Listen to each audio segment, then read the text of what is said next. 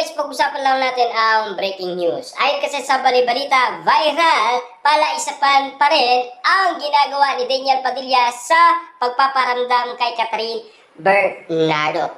Alam niyo naman siguro, dahil palapit ng palapit ang nasabing pinag-uusapan na bagong movie ng Katniel. Kaya nga naman kasi kahit ganito lang, at least nagpaparamdam si Daniel Padilla at Catherine Bernardo kasi naka-line up na ang nasabing bagong movie ng Katniel. At lalong-lalo na, marami na ang prediction kina Daniel Padilla at Catherine Bernardo na pilit inuulaan na sila ay magkakatuluyan. At lalong-lalo na, kumakalat na ang issue kina Daniel Padilla at Catherine Bernardo. Dahil nga naman kasi sa mga paniniwala ng mga Dilulu fans. Na alam niyo naman siguro, umaasa ang mga Dilulu fans na mga Katniel fans na sana magkatuluyan at mauwi sa kasalan.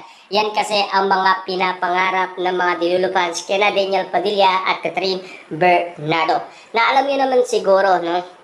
Na dahil sa usap-usapan na nagkaroon na ng collab like Catherine Bernardo at Daniel Padilla, kaya nga naman kasi tila naging masaya na rin at tinanggap na ng mga Katniel fans. Noong una, siguro mahirap tanggapin ang ganitong sitwasyon, pero hanggat hindi pa sila umaamin, may pag-asa pa, di ba? Kaya nga naman kasi pinag-uusapan sina Daniel Padilla at Catherine Bernardo, lalo-lalo na kasi nagbabalik na sina Daniel Padilla at Catherine Bernardo sa kanilang new look. Lalo-lalo na kasi ginagaya nila ang isa't isa, kaya nga naman kasi ang mga Dilulu fans hindi mapakali at palaisipan ang iniisip nila kung katotohanan nga ba ang pagpaparamdam ni Daniel Padilla at Catherine Bernardo. Kaya nga naman kasi, pilit sinasabi sa social media na hindi pa rin sila nakaka-move on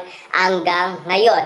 Sa tagal-tagal nga naman kasi ng iwalayan nila, hanggang ngayon ay tingin pa rin ng karamihan ay magkakabalikan at magkakaayos pa sila Daniel Padilla at Catherine Bernardo. Dahil pumayag si Catherine Bernardo ituloy ang nasabing movie ng Katniel na matagal nang pinag-uusapan. At least pumayag siya kasi matagal niya na rin naging kapartner umano si Daniel Padilla. At lalong-lalo na, nagmahalan sila na umabot ng 11 years. At least pinag-uusapan pa rin, at least may paniniwala pa rin, at least kusa naman silang nagpaparamdam sa mga Dilulu fans, di ba? Hanggang ngayon kasi nakagroup pa rin sila Daniel Padilla at Catherine Bernardo.